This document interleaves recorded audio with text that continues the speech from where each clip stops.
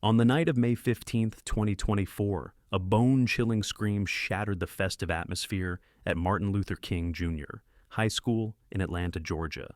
Inside the girls' restroom, a horrifying scene was discovered. Jasmine Washington, the school's most accomplished 18-year-old black student, found unconscious with her head submerged in a toilet bowl filled with vomit. What initially appeared to be a tragic accident would soon reveal itself as something far more sinister. This wasn't a simple accident. It was a murder born from desperation, masked by a carefully constructed image of perfection. And the killer? A shadow lurking within her own home, someone she had lived with for 6 years, but never truly trusted, her stepmother, a woman whose panic would ultimately betray her. The spring of 2024 in Atlanta was filled with the sweet scent of Georgia peach blossoms and the sound of jazz music echoing from the historic streets. Martin Luther King Jr. High School, located in the heart of Southwest Atlanta, was a school that had produced thousands of talented African-American leaders over its 50-year history. Among these exceptional students, Jasmine Washington shone like a brilliant star. Standing 5'6", tall with smooth chocolate skin and bright brown eyes full of intelligence, Jasmine wasn't just beautiful. She was brilliant beyond measure. With a 3.9 GPA, student council president, debate team captain, and most importantly, she had just received her acceptance letter from Harvard Law School with a full scholarship. Jasmine was the pride of Atlanta's black community. She lived in Cascade Heights, one of Atlanta's most prestigious historically black neighborhoods. With her father, David Washington, a successful 45-year-old black businessman who owned Washington Construction Company, and her stepmother, Victoria Sterling Washington, a 42-year-old white woman from a wealthy family in North Georgia. David Washington was a self-made man who embodied the American dream. Born in rural Alabama, he had worked his way through Georgia Tech and built one of Atlanta's most respected contracting firms. His success wasn't just personal, it was a symbol of what was possible for young black men in Atlanta. Victoria Sterling Washington presented a more complicated picture. Born into the wealthy Sterling family of North Georgia, she was the daughter of old Georgia money. When she married David in 2018, their interracial marriage had created a scandal in North Georgia society. Her family publicly disowned her, though private financial arrangements told a different story. For the first 4 years of their marriage, Victoria had seemed to genuinely care for Jasmine. But as Jasmine grew older and more perceptive, the teenager began to sense something artificial in Victoria's perfect smiles and maternal gestures. The tension between them had been building for months. Victoria would make cutting remarks about Jasmine's know-it-all attitude, while Jasmine had grown increasingly formal and distant, no longer calling Victoria Mom. What David didn't know was that Jasmine had been conducting her own investigation into Victoria's activities. Using skills she had learned in journalism class, Jasmine had been documenting her stepmother's suspicious behavior for weeks. The evidence she had gathered would soon put her life in mortal danger. It was a Thursday afternoon in late April when Jasmine first confirmed her suspicions about Victoria. She had come home early from school and overheard Victoria on a phone call in her father's office. "Can't keep doing this, Michael," Victoria was saying urgently. "David is starting to ask questions about my schedule. And that stepdaughter of his is too smart for her own good. She watches everything." Jasmine froze outside the door. Michael? The only Michael she knew was Mr. Michael Thompson, her AP history teacher. "I know it's risky," Victoria continued, "but after graduation, things will calm down. Jasmine will be off to Harvard, and we can figure out our next steps." Jasmine's heart was pounding. Her stepmother was having an affair with her teacher. But Jasmine's investigative instincts, honed by years of journalism class and debate team research, pushed her to dig deeper. Over the next few days, she did something that would have shocked her father. She accessed Victoria's computer while her stepmother was out showing properties. Using advanced search techniques she had learned in her computer science elective, Jasmine discovered email exchanges between Victoria and the Sterling family's attorney. What she found made her blood run cold. The emails detailed the terms of a massive trust fund, $8.2 million that would only be fully released after Victoria's father's death, provided her current marriage remained intact and free of any public scandal attributable to her behavior. A divorce caused by adultery would void the entire inheritance. Jasmine took screenshots of these emails, her hands shaking as she realized the full scope of what she had uncovered. This wasn't just about an affair. This was about a massive financial gamble that Victoria was playing with her father's life and happiness. Now she understood why Victoria had seemed so desperate to maintain her perfect image in Atlanta's social circles. The woman wasn't just protecting her marriage, she was protecting access to millions of dollars. Armed with this shocking financial information, Jasmine began a more systematic surveillance of Victoria's activities. She had installed a GPS tracking app on Victoria's phone weeks earlier, claiming it was to help find Mom's phone if it gets lost, an excuse Victoria had accepted without suspicion.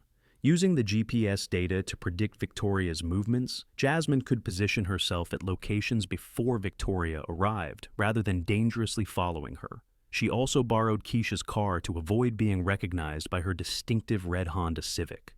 The first clear photo was taken at Centennial Olympic Park downtown. Using the GPS tracker, Jasmine knew Victoria would be there at 3:30 p.m. on a Tuesday. She positioned herself on a bench with a clear view and watched Victoria emerge from the parking garage hand in hand with Mr. Thompson. They looked comfortable together, laughing and talking like an established couple. Victoria was wearing a red sundress that Jasmine had never seen before, not the conservative business attire she usually wore for client meetings. The second photo session was at the Ritz-Carlton in Buckhead. Again using the GPS data, Jasmine arrived early and watched Victoria and Mr. Thompson meet in the hotel bar, share drinks, then take the elevator upstairs together. The final piece of evidence came during the last week of April. The GPS showed Victoria at the school after hours, and Jasmine drove by to find Victoria's BMW in the teacher's parking lot. She photographed Victoria and Mr. Thompson kissing passionately before getting into their separate cars. By the first week of May, Jasmine had over 30 photos documenting the affair, plus screenshots of the financial emails showing Victoria's true motivation. The evidence was overwhelming and undeniable. Jasmine spent sleepless nights wrestling with what to do.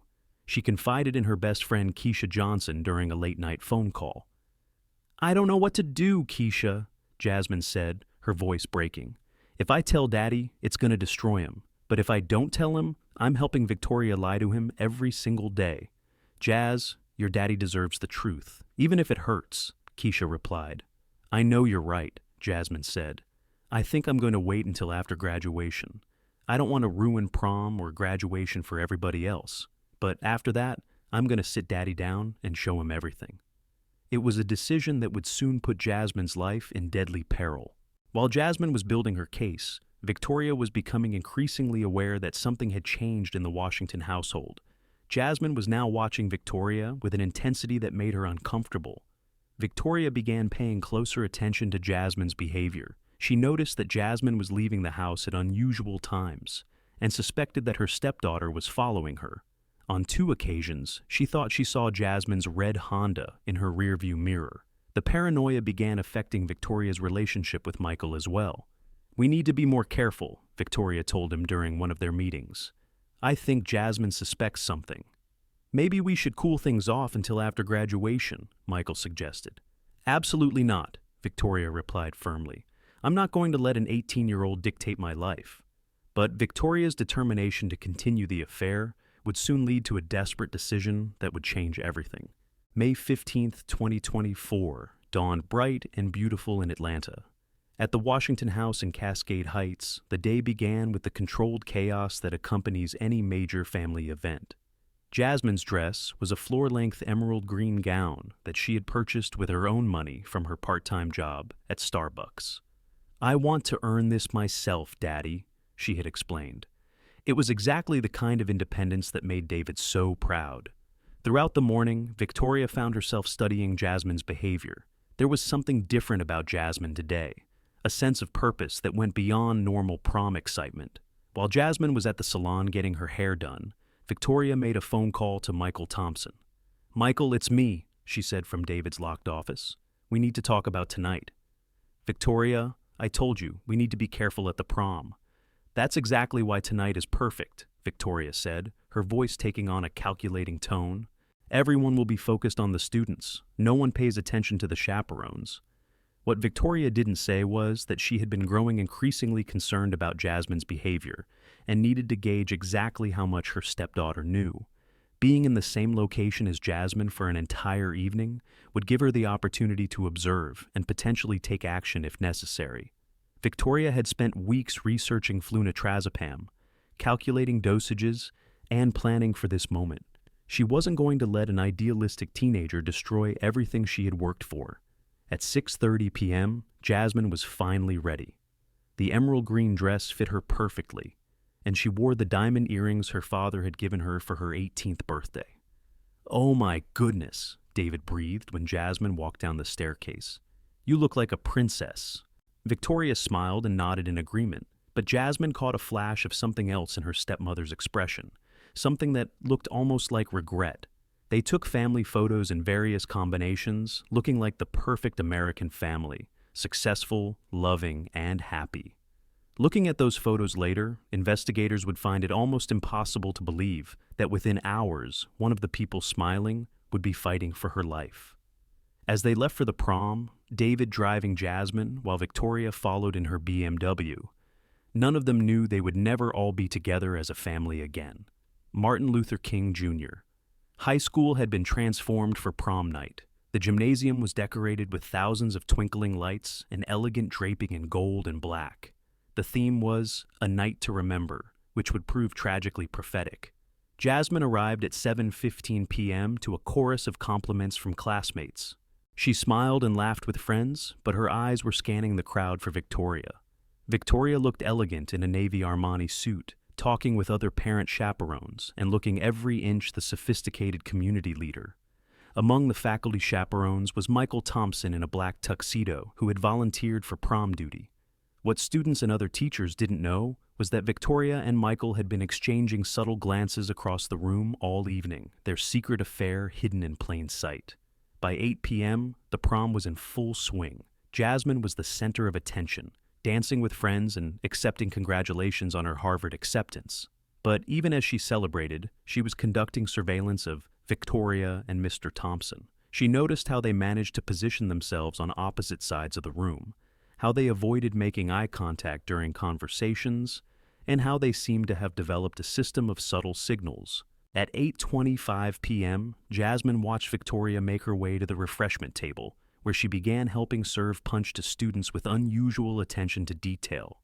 At 8:30 p.m., while Beyoncé's Crazy in Love played, Victoria approached Jasmine with a warm smile and a crystal glass filled with ruby red punch. "You look absolutely stunning tonight, Jasmine," Victoria said with perfect maternal pride. "I'm so proud of you, sweetheart." Jasmine looked at Victoria with cool, measured eyes. "Thank you, Victoria," she said deliberately, no longer calling her Mom.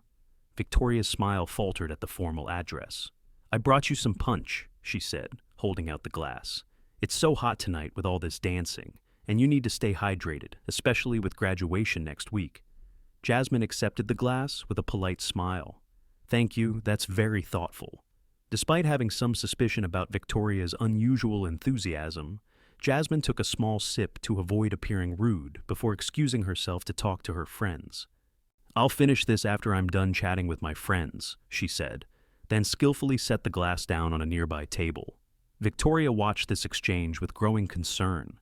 Even though Jasmine had only taken a small sip, Victoria knew it would still have some effect, just not as immediate or complete as she had planned. "Actually," Victoria said, moving closer to Jasmine, "I think we should talk privately. There are some things we need to discuss before you make any decisions about your future." The word decisions carried a weight that made Jasmine's blood run cold. Victoria knew. Somehow her stepmother had discovered that she was being investigated. "Fine," Victoria said, her voice taking on a harder edge. "Don't drink it, but we need to talk, Jasmine, privately." "We have nothing to talk about," Jasmine replied, backing away. "Oh, but we do," Victoria said, following her. "We have a lot to talk about. Starting with those photos you've been taking." The words hit Jasmine like a physical blow. Victoria knew about the surveillance. As Jasmine made her way toward the exit, she felt Victoria following closely behind. The hallway outside was much quieter than the gymnasium. with only distant music echoing from the celebration. "Jasmine, wait!" Victoria called out as they walked toward the restrooms. "Look, I know you think you saw something," Victoria said, her voice taking on a pleading tone. "But you're young, and sometimes young people misinterpret things." "I know what I saw," Jasmine replied firmly. "And I know what I documented." "What exactly do you think you documented?" "Your affair with Mr. Thompson," Jasmine said quietly. "I have photos of you together at Centennial Park, at the Ritz-Carlton, at school after hours. I have over 30 pictures, Victoria." Victoria's expression hardened. "When are you planning to tell him?" "After graduation," Jasmine replied. "I don't want to ruin the ceremony for him, but after that, I'm going to show him everything." Victoria nodded slowly, as if accepting the inevitable. But inside her mind, she was making a decision that would change both of their lives forever. "I understand," Victoria said finally. "But before you make a final decision, we should talk privately. The restroom would be more appropriate for this kind of conversation." As Victoria gestured toward the girls' restroom, Jasmine realized that her stepmother had been planning this moment all along. But it was too late to change course now. The fluorescent lights in the girls' restroom cast harsh shadows on the white tile walls. Victoria positioned herself between Jasmine and the door, effectively blocking the only exit. "I know you don't feel well," Victoria said, her voice now completely devoid of maternal warmth. "And I know what you've been doing, following me, taking pictures, hacking into my computer. You were going to show your father everything, weren't you, after graduation?" Jasmine tried to maintain her composure, but the reality of her situation was becoming terrifyingly clear. Victoria knew about all of it. The surveillance, the financial investigation, everything. "You found the emails about the trust fund," Victoria continued, her voice taking on a bitter edge. "You know exactly what's at stake." $8.2 million, Jasmine said quietly. "That's what this is really about, isn't it? Not love, not family, money." Victoria's mask finally slipped completely. "Don't lecture me about family, Jasmine. You have no idea what I've sacrificed to build this life. Your father's community never accepted me. His friends whisper about me behind my back, and I've spent 6 years proving myself worthy of a place I never asked for." "So you started cheating on him," Jasmine replied. "I found comfort with someone who sees me as I am," Victoria said defensively. "Michael doesn't expect me to be the perfect stepmother or the ideal wife. He just lets me be human." "And now you're going to lose it all because I found out," Jasmine stated. "Not if I can help it," Victoria replied coldly. "My father loves you, he trusts you, and you repay that by betraying him?" "Your father gave me a place in his community," Victoria corrected. "A community that never really accepted me. Do you know what it's like to have to prove yourself worthy of a life you never asked for?" "Then why did you marry him?" "Because I thought I could make it work," Victoria replied. "But it turns out I'm not as good at pretending as I thought I was." "So you started having an affair." "I found comfort with someone who didn't expect me to be perfect," Victoria said defensively. "Michael is my teacher, and you've turned him into part of your lie.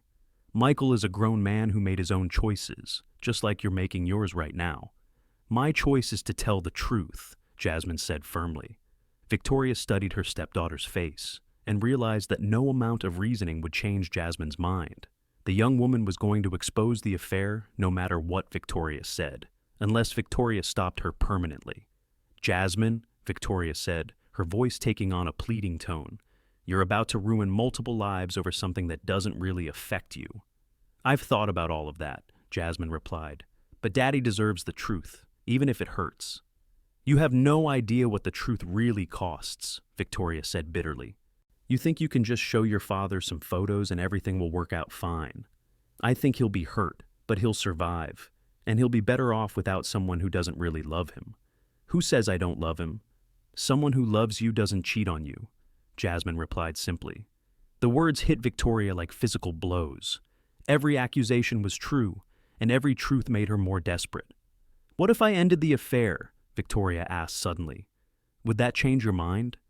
Jasmine considered the question. "It might. But how would I know you were telling the truth?" Victoria realized that even her most generous offer wasn't going to be enough.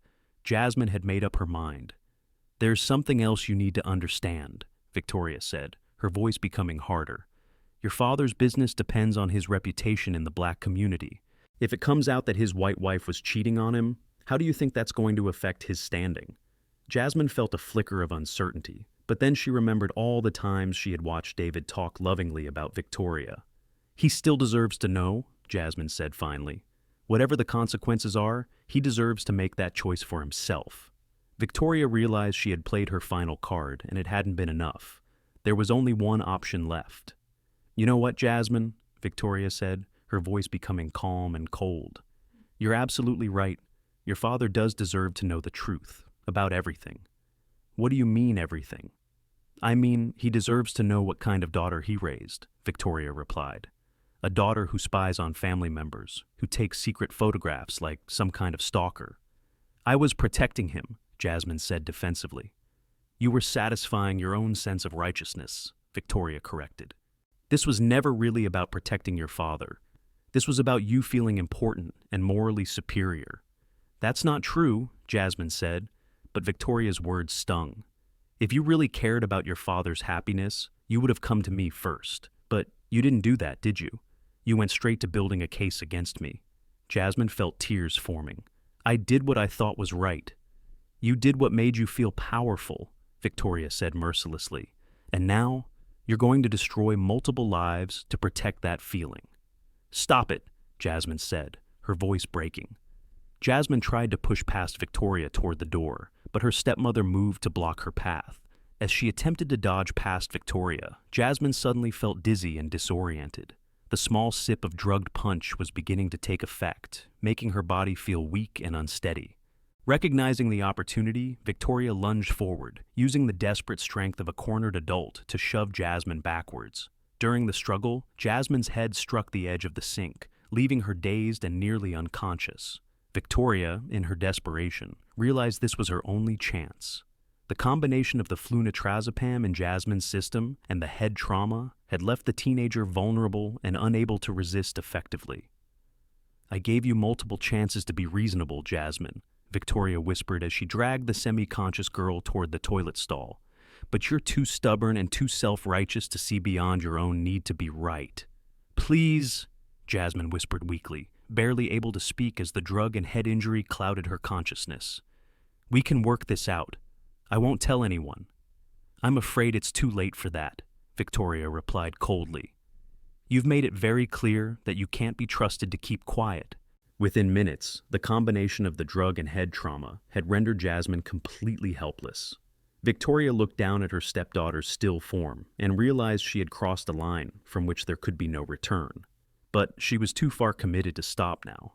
As the combination of the drug and head trauma took effect, Victoria found herself in a position she had never fully imagined. The elegant woman who had charmed Atlanta's real estate community was now standing in a high school bathroom, watching her stepdaughter lose consciousness from flunitrazepam and a head injury. The original plan had been to use the drugged punch to make Jasmine sick enough to take her home early, search her room for evidence, and delete the compromising photos. But Jasmine's cautious behavior and the confrontation had escalated everything beyond Victoria's control. Now, Victoria had a choice. She could call for help and claim Jasmine had collapsed, but when Jasmine woke up, she would remember the struggle and Victoria's role in her injury. Victoria looked down at Jasmine's unconscious form and made a calculation that would haunt her forever. The 18-year-old girl represented the only obstacle between Victoria and the life she felt she deserved: her marriage to David, her social standing in Atlanta, and most importantly, her access to the Sterling family's $8.2 million trust fund. It would have to look like an accident. Victoria's mind began working through the logistics. She had perhaps 10 minutes before someone might come looking for them. She needed to create a plausible scenario for Jasmine's death. The drugs would be discovered during an autopsy, but Victoria needed to make it appear that Jasmine had taken them voluntarily. Perhaps the pressure of senior year had led her to experiment with dangerous substances. Victoria carefully positioned Jasmine's unconscious body next to the toilet in the largest stall. Then, using paper towels to avoid fingerprints, she forced Jasmine's head down into the toilet bowl. As Victoria held Jasmine's head underwater, she tried not to think about the brilliant young woman she was drowning. someone who might have become a civil rights lawyer or judge. She could only focus on her own survival. The process took longer than expected. Even unconscious, Jasmine's body had natural reflexes that fought against drowning. But eventually, the combination of drugs and lack of oxygen achieved the result Victoria needed. When it was over, Victoria stepped back and looked at the scene. She positioned Jasmine's body to make it appear that the teenager had become sick, passed out, and accidentally fallen forward into the toilet. Tragic, but believable. Victoria wiped any surfaces she might have touched with paper towels, then flushed the evidence down the toilet. She checked her appearance in the mirror to make sure she didn't look disheveled, then took a deep breath to compose herself. With her heart pounding, she unlocked the bathroom door and returned to the prom, where she would have to pretend to be a concerned stepmother. When Victoria walked back into the gymnasium, the prom was still in full swing. She positioned herself near the refreshment table and forced herself to smile and make small talk with other parents. "Mrs. Washington, you look lovely tonight," said Patricia Coleman. "And Jasmine is absolutely radiant. You must be so proud." "We are incredibly proud," Victoria replied steadily. "Harvard Law School. It's everything David and I hoped for her." As minutes ticked by, Victoria checked her watch obsessively. How long before someone would go looking for Jasmine? At 9:15 p.m., exactly 30 minutes after returning from the bathroom, Victoria made her first strategic move. "Have any of you seen Jasmine recently?" she asked a group of chaperones, allowing concern to creep into her voice. "She said she was going to the restroom about a half hour ago, but I haven't seen her since." "You know how teenage girls are," laughed another parent. "They probably got caught up gossiping." "Maybe," Victoria said, making sure her expression showed growing worry. "But it's not like Jasmine to disappear for so long." Principal Dr. Patricia Moore overheard the conversation. "Is there a problem, Mrs. Washington?" "I'm probably being overprotective, but Jasmine went to the restroom quite a while ago and hasn't come back. I'm starting to worry." "Would you like me to have one of the female teachers check on her?" "That would be wonderful," Victoria replied. "I don't want to embarrass her by going myself." Dr. Moore nodded and walked across the gymnasium to Mrs. Angela Clark, the literature teacher. Victoria watched as Dr. Moore spoke to Mrs. Clark and gestured in her direction. Mrs. Clark nodded and began walking toward the exit. This was the moment Victoria had been preparing for. In a few minutes, Mrs. Clark's scream would shatter the festive atmosphere, and Victoria would have to give the performance of her life. Mrs. Clark had been teaching at MLK High for 25 years, but nothing had prepared her for what she found in the girls' restroom. The first thing she noticed was the silence. On prom night, restrooms were usually busy with students, but this one was eerily quiet. "Jasmine," she called out. "Sweetie, are you in here? Your stepmother is worried about you." No response. Mrs. Clark began checking the stalls systematically. The first two were empty, but when she reached the largest stall, she found the door slightly ajar. She pushed it open and discovered a scene that would haunt her forever. Jasmine Washington was lying unconscious with her head positioned in the toilet bowl filled with vomit and water. Her beautiful emerald dress was soaked and stained. The scream that erupted from Mrs. Clark's throat was unlike anything she had ever produced, a sound of pure horror and disbelief. "Help! Someone help!" Mrs. Clark screamed as she ran back toward the gymnasium. "Call 911! Call 911 right now!" The sound of Mrs. Clark's screams carried into the gymnasium, cutting through the music and laughter like a knife. The DJ stopped mid-song, and suddenly the entire room was silent except for the echoing cries for help. David Washington was standing near the entrance when he heard the commotion. Something in Mrs. Clark's voice made his blood run cold.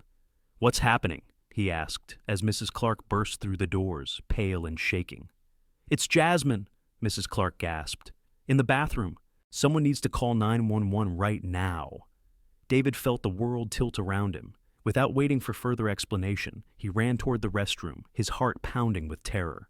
Victoria followed David and several other adults as they rushed toward the emergency.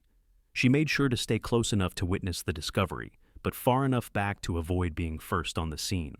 When David reached the bathroom and saw his daughter's unconscious form, he let out a cry of anguish that could be heard throughout the building. He immediately dropped to his knees and began checking for signs of life. "She's not breathing," he said, his voice breaking with panic. "Someone call an ambulance." Principal Moore was already on her phone with 911. "We need paramedics at Martin Luther King Jr. High School immediately. We have an unconscious student in the girls' restroom." Victoria stood in the doorway, looking in with apparent shock and horror. "Oh my God," she whispered, covering her mouth. What happened to her? But even as she performed the role of horrified stepmother, Victoria was mentally cataloging every detail to make sure everything appeared as she had intended. Detective Marcus Johnson received the call at 10:47 p.m. while at home with his wife. As a 15-year veteran of the Atlanta Police Department, Johnson had seen enough cases to know that a suspicious incident at a high school prom was likely to be complicated. "We've got a situation at MLK High," dispatch reported. 18-year-old female, possible drug overdose combined with drowning. Initial investigation suggests possible foul play. The drive to MLK High took Johnson through some of Atlanta's most historic neighborhoods. As a black man who had grown up in Atlanta, Johnson understood the significance of the school and the community it served. When Johnson arrived, he found controlled chaos. Police cars filled the parking lot, while dozens of students and parents were being interviewed by patrol officers in classrooms. Officer Rebecca Davis met Johnson at the entrance. "What do we have?" Johnson asked. "Victim is Jasmine Washington, 18 years old, senior at MLK High," Davis reported. "Found unconscious in the girls' restroom around 9:20 p.m. by a teacher. She was lying with her head in the toilet bowl." Accidental drowning?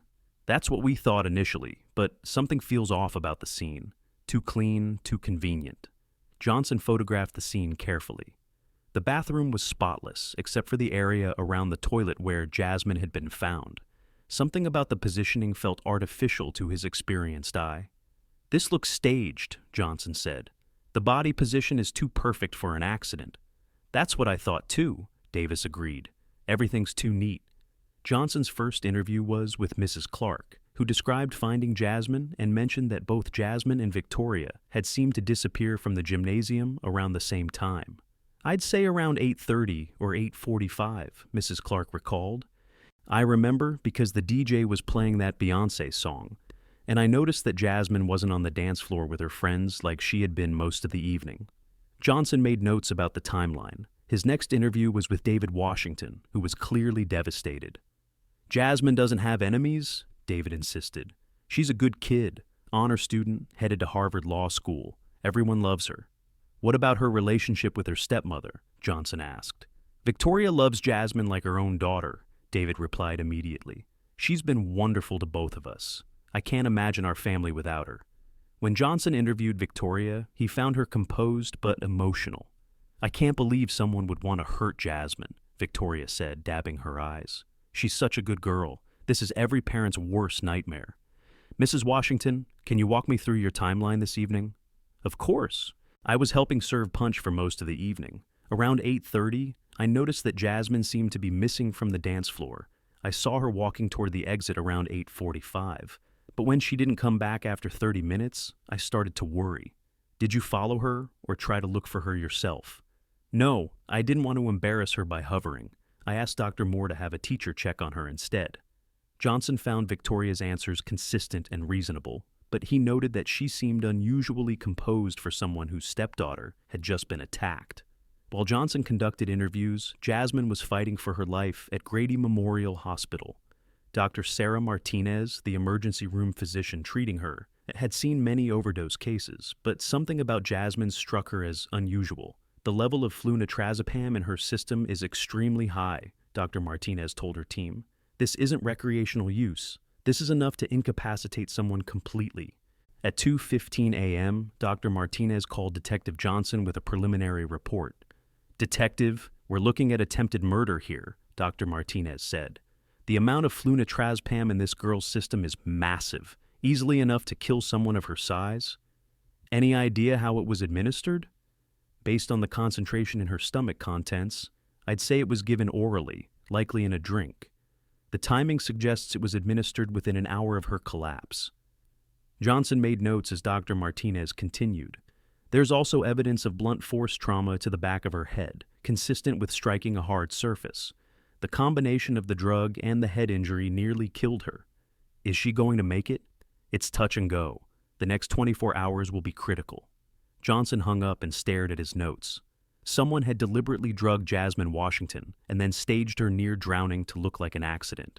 This was attempted murder, and the perpetrator was likely someone she knew and trusted. The next morning, Johnson began a systematic investigation of everyone who had access to Jasmine at the prom. He started with the refreshment table, where several witnesses had seen Victoria serving punch.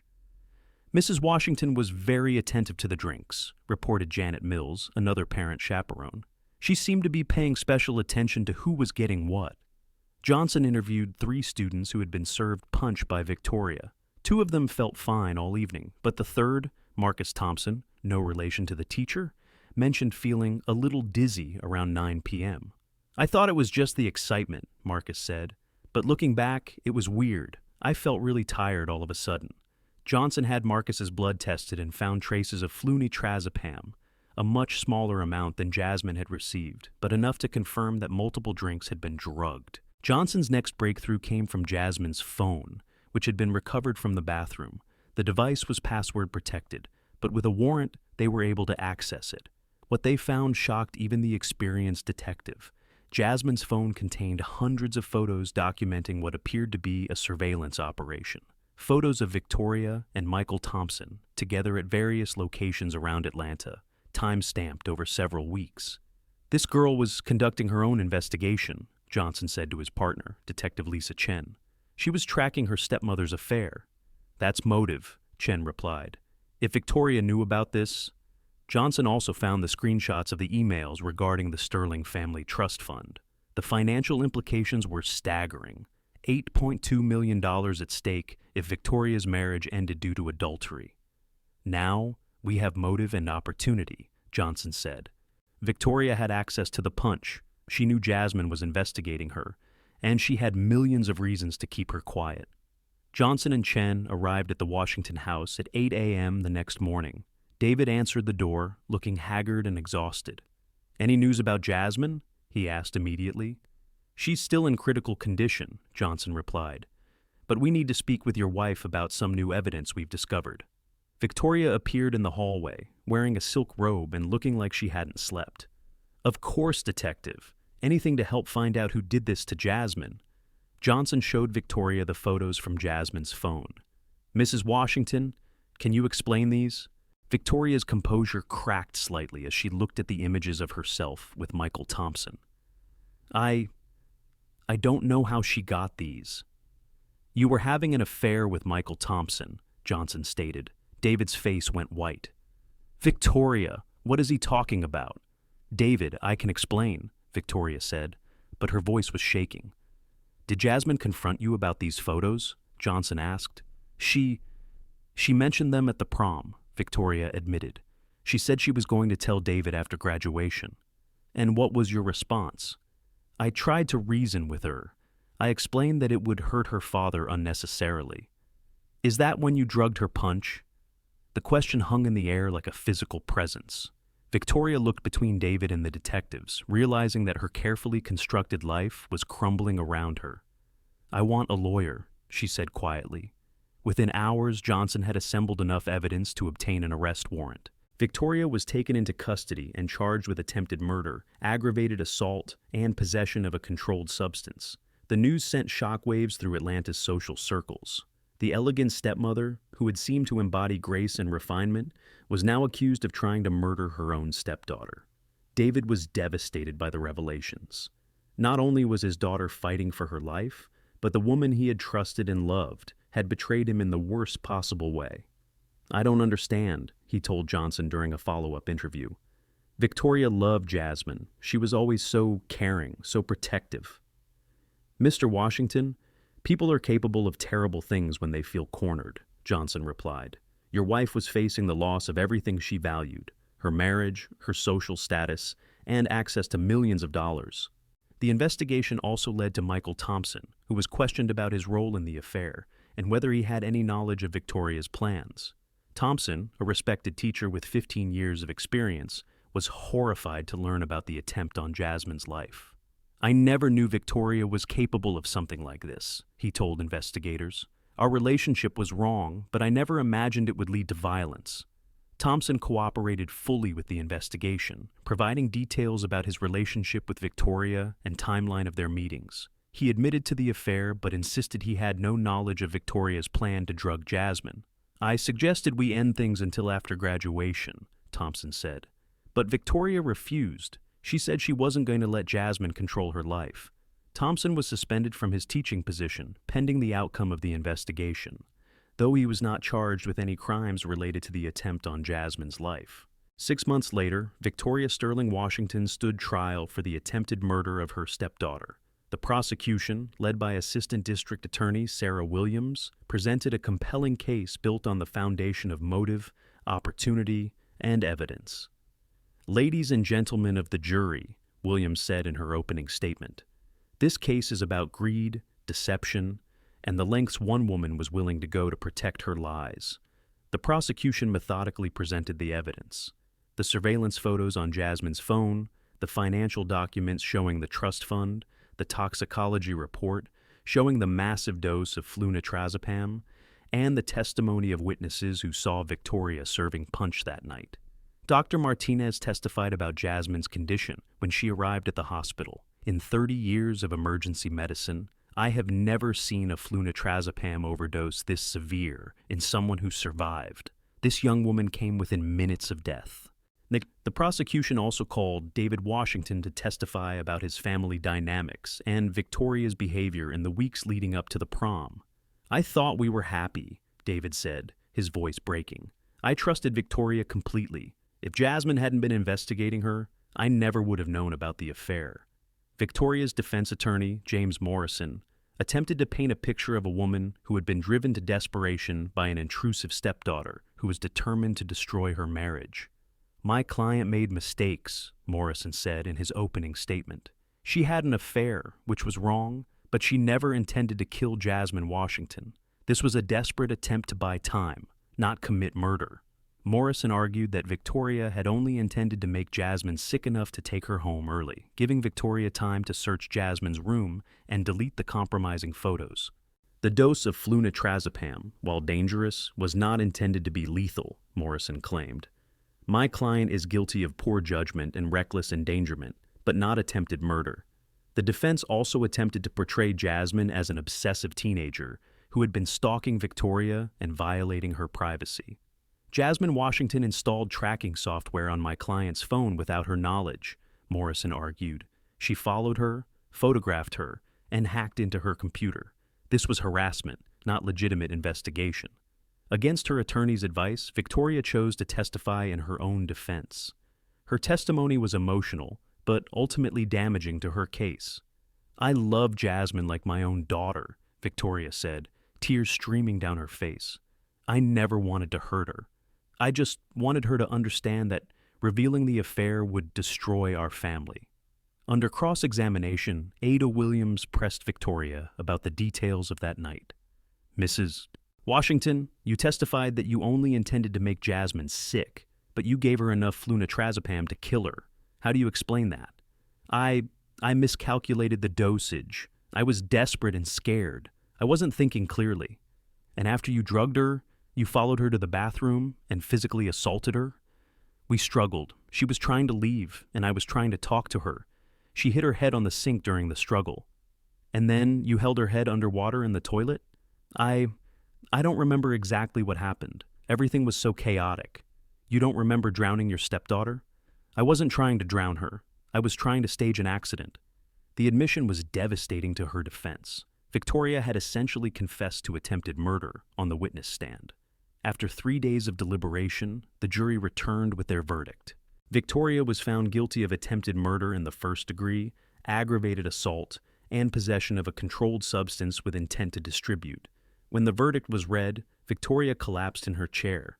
David Washington, who had attended every day of the trial, simply closed his eyes and bowed his head. Judge Patricia Rodriguez sentenced Victoria to 25 years in prison without the possibility of parole for 15 years. "Mrs. Washington," Judge Rodriguez said during sentencing, "you betrayed the trust of your husband, your community, and most importantly, an innocent young woman who looked up to you as a mother figure. Your actions were calculated, deliberate, and nearly fatal." Jasmine Washington survived her ordeal, but the physical and emotional trauma would take years to overcome. She spent 3 weeks in the hospital and underwent extensive rehabilitation to address the neurological damage caused by the drug overdose and near drowning. The brilliant young woman who had been accepted to Harvard with a full scholarship now struggled with memory problems and anxiety. She deferred her admission for a year to focus on her recovery. "Some days are better than others," Jasmine told Detective Johnson during a victim impact interview. "I have nightmares about that night, about feeling helpless while she held my head under the water." Despite her trauma, Jasmine showed remarkable resilience. She worked with a therapist to process her experience and eventually testified at Victoria's trial with courage and dignity. "I don't hate Victoria," Jasmine said during her victim impact statement, "but I will never understand how someone could do something so evil to a person they claim to love."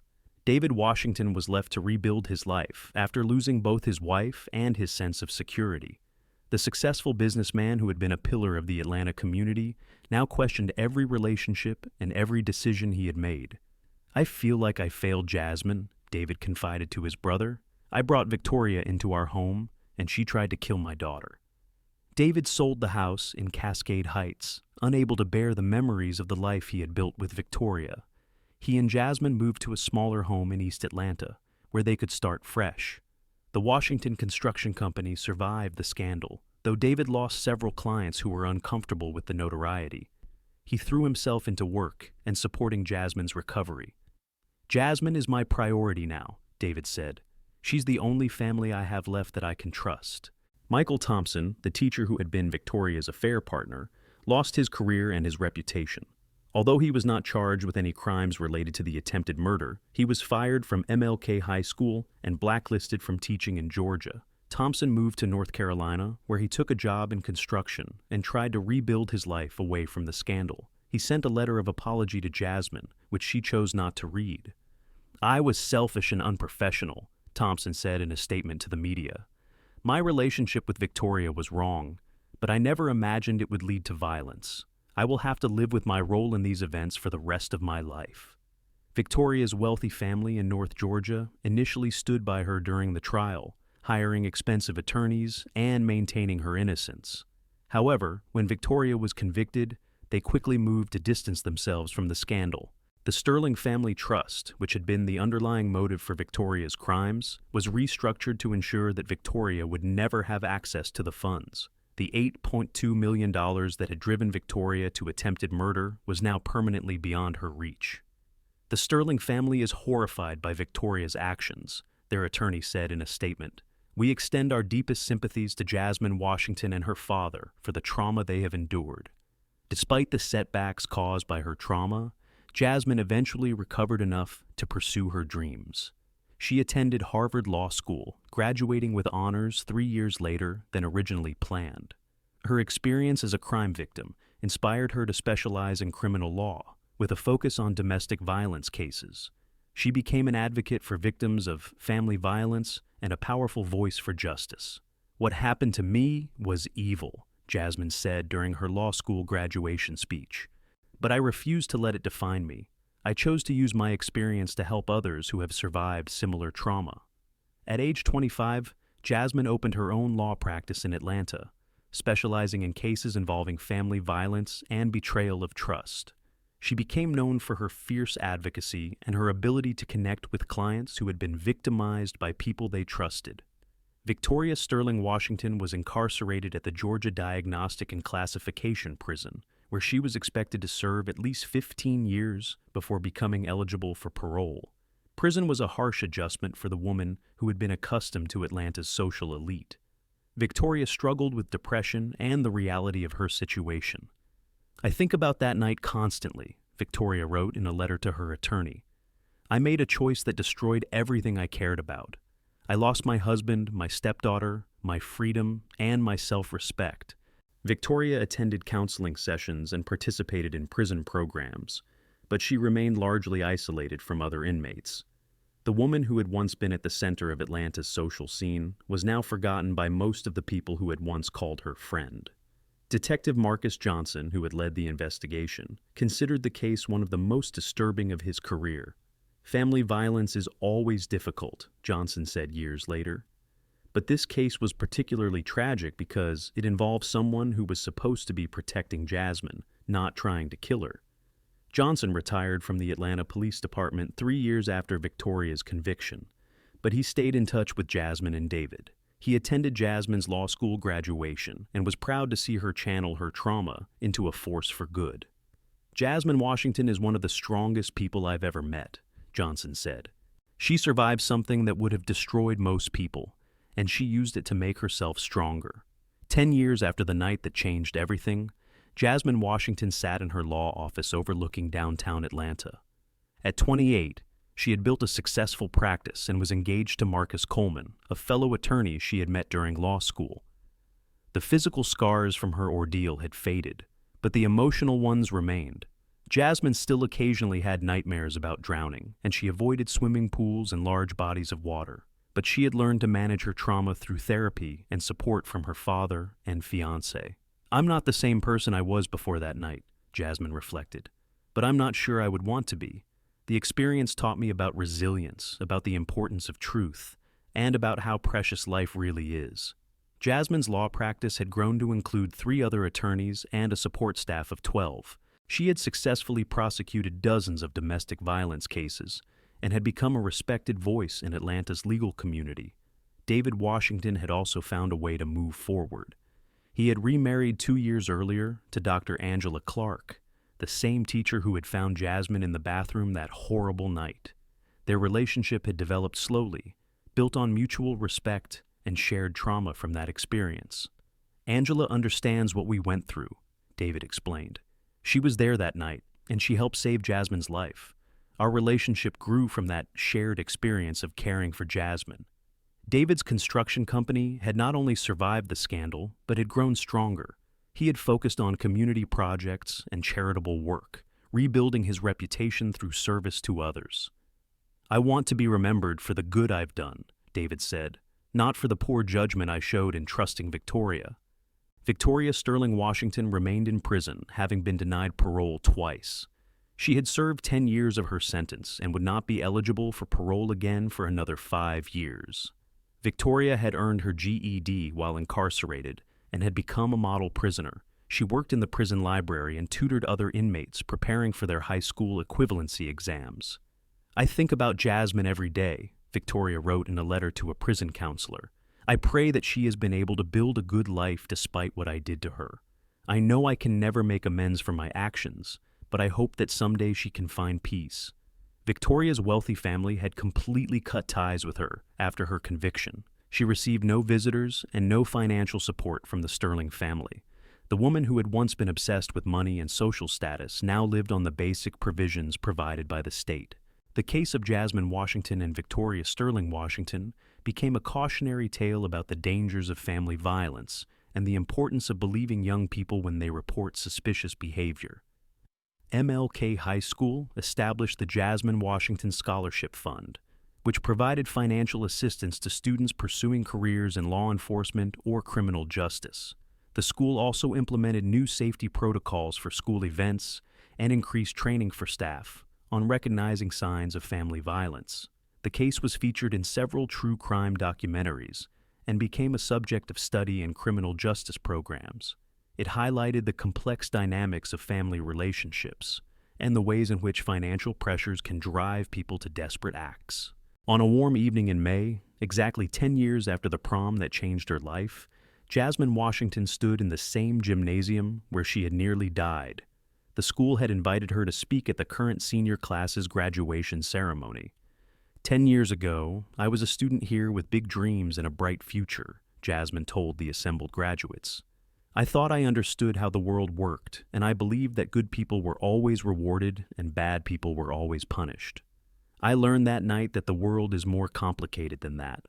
I learned that people we trust can betray us, that evil can wear a kind face, and that survival sometimes requires strength we didn't know we possessed.